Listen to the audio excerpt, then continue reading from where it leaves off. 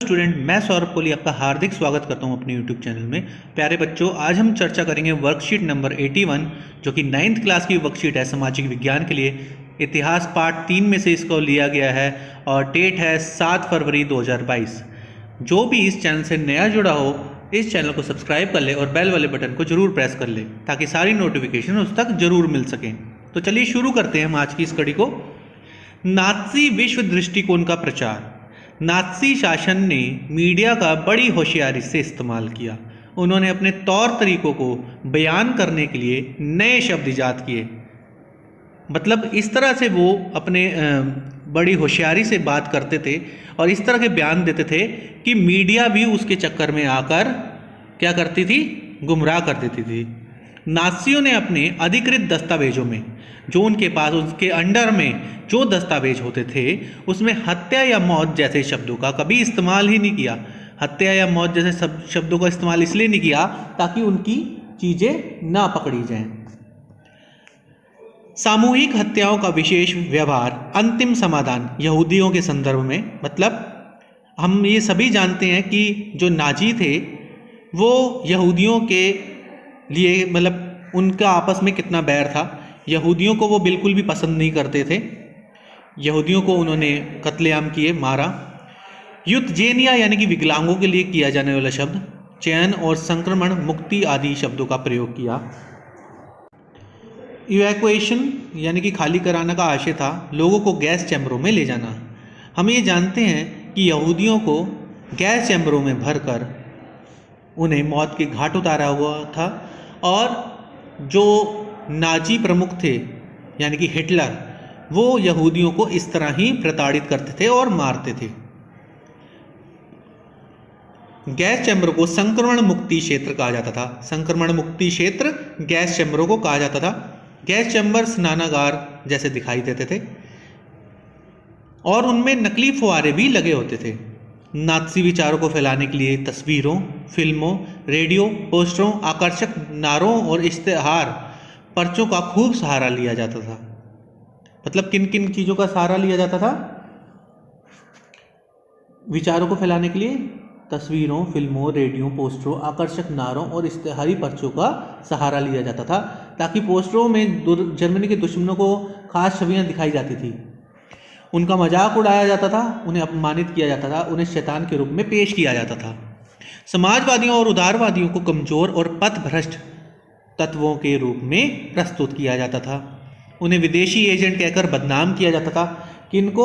विशेष रूप से समाजवादियों और उदारवादियों को पथभ्रष्ट और कमजोर कहा जाता था और उन्हें विदेशी एजेंट भी बोला जाता था। नात्सीवाद ने लोगों के दिलो दिमाग पर गहरा असर डाला, उनकी भावनाओं को भड़काकर उनके गुस्से और नफरत को अवांछितों पर केंद्रित कर दिया।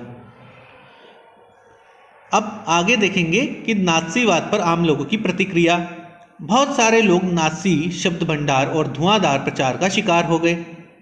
वह दुनिया को नात्सी नज़रों से देखने लगे और अपनी भावनाओं और नात्सी शब्दावली में ही व्यक्त करने लगे। मतलब कि नात्सी लोगों ने पूरी जो आम लोग थे उनको इस तरह अपने अंडर में लिया कि वो उन्हीं का ही चश्मा पहने देखने लगे, अर्थात कि उन्हीं के कहे अनुसार चलने लगे, उन्हीं के कहे अनुसार सुनने, समझने और देखने लगे। उनकी अपनी कुछ भी शब्दावली कुछ भी नहीं रही।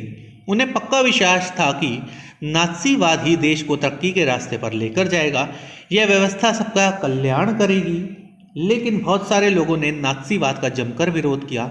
हालांकि अधिकांश लोग कई विरोधी कदम उठाने लगे, अपना मतभेद व्यक्त करने लगे, नात्सीवाद का विरोध करने से डरते थे। वे अपने दिल की बात कहने की बजाय आंख फेर कर चलना ही बेहतर मानते थे। मतलब बहुत से लोग विरोध भी करते थे लेकिन बहुत से लोगों ने इसका विरोध ना करके अपना आंख मूंद कर चलना ही बेहतर समझा, क्योंकि वो इन्हें भी मार सकते थे। अब महाध्वंस की बात करें। महाध्वंस का इंग्लिश में हम एक वर्ड बोलते हैं होलोकॉस्ट। होलोकॉस्ट का अर्थ होता है बच्चों एक ऐसा महाविध्वंस जिसमें हजारों लाखों की संख्या में लोग मारे जाएं। जैसे उदाहरण के रूप में जब भारत और पाकिस्तान का विभाजन हुआ तो भी एक महाविध्वंस के रूप में उसे जाना जाता है, होलोकॉस्ट, क्योंकि उसमें बहुत से लोग मारे गए थे। इन्हीं सामूहिक कत्लेआमों को महाविध्वंस कहा जाता है। जो कुछ हुआ उसकी गवाही घेटों और कैंपों में नारकीय जीवन भोगने वालों के लिए दस्तावेज आदि में स्पष्ट देखी जा सकती है। उनमें से बहुतों ने डायरियां लिखी, नोटबुक लिखी और दस्तावेजों के संग्रह बनाए। मतलब जो इस गुनाह के गवाह थे उन्होंने क्या क्या किया, डायरियां लिखी, नोटबुक लिखे, दस्तावेज लिखे। दुनिया के बहुत सारे हिस्सों में स्मृतियां लिखी गई, यादगार स्मृतियां। डायरियां साहित्य, वृत्त चित्रों, गीतों, स्मारकों और संग्रहालयों के में इस माधवंश का इतिहास और स्मृति आज भी जिंदा है। यह सारी चीजें उन लोगों के लिए एक श्रद्धांजलि है जिन्होंने उन कठिन दिनों में भी प्रतिरोध का साहस दिखाया। उन लोगों के लिए भी ये सारी बातें शर्मनाक यादगार हैं जिन्होंने ये जुल्म ढाए, और उनके लिए चेतावनी है जो खामोशी से सब देखते रहे। तो ये देखा हमने महाविध्वंस किस प्रकार हुआ। कुछ लोग खामोशी से देखते रहे, कुछ लोग इसको शर्मनाक यादगार बोलते हैं। अलग अलग के लिए अलग अलग ये व्यक्तित्व है। हिटलर ने नात्सी विश्व दृष्टिकोण को जर्मनी में किस प्रकार आकर्षक बनाया, चलिए देखते हैं। अब इसका उत्तर देखें तो हिटलर ने नाजीवाद विचारधारा के प्रचार के लिए मीडिया का सहारा लिया।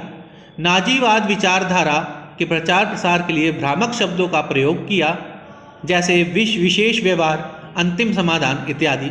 नाजीवाद विचारों के प्रचार के लिए फिल्मों, रेडियो, टीवी, पोस्टरों तथा नारों इत्यादि का सहारा लिया गया।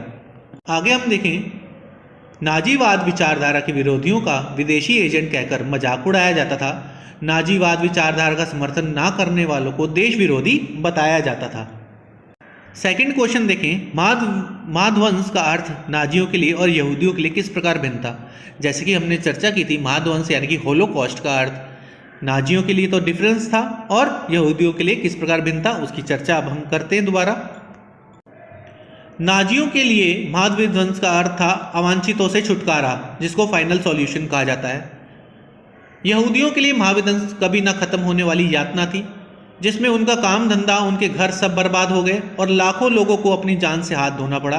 1941 से शुरू हुआ ये नरसंहार 1945 में जब तक खत्म होता है 60 लाख से ज़्यादा यहूदी मारे जा चुके थे। यहूदियों के अलावा वह लोग भी मारे गए जो हिटलर को नापसंद करते थे। तो इस तरह आपने देखा दोनों के लिए यातनाएं अलग अलग थी, दोनों के लिए अर्थ अलग अलग थे। नात्सीवाद के प्रचार को आम लोगों ने किस प्रकार लिया। अब ये बात करें, नात्सीवाद के प्रचार को आम लोगों ने किस प्रकार लिया। अधिकतर लोग नाजी शब्दावली और प्रचार का शिकार हो गए।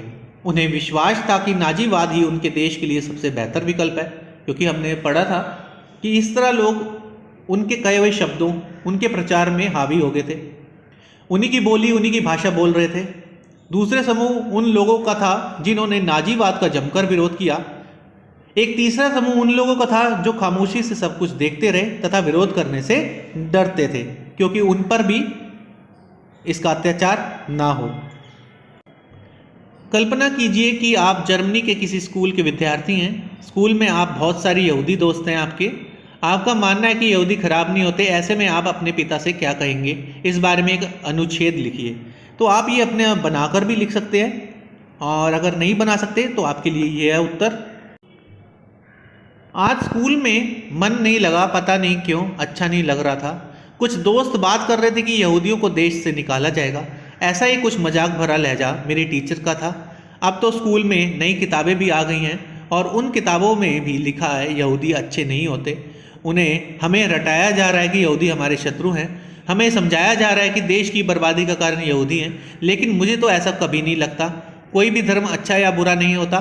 मेरे बहुत से दोस्त या जो यहूदी हैं जो बहुत अच्छे हैं, जब उनके साथ हम खेलते हैं, पढ़ते हैं, बातें करते हैं, कभी नहीं लगता कि वह हमसे अलग हैं। बस इतना लगता है कि वह भी हमारे देश का है और वह भी हमारे देश का एक हिस्सा है। तो इस तरह से बच्चों आप भी बना के लिख सकते हैं। तो इस प्रकार बच्चों हमारी ये जो पूरी वर्कशीट है वो कंप्लीट होती है। अगली वर्कशीट 82 नंबर वर्कशीट भी आपको हमारे चैनल पर मिल जाएगी। आप इस चैनल से जुड़े रहें, इसे लाइक, शेयर एंड सब्सक्राइब करना बिल्कुल ना भूलें। धन्यवाद।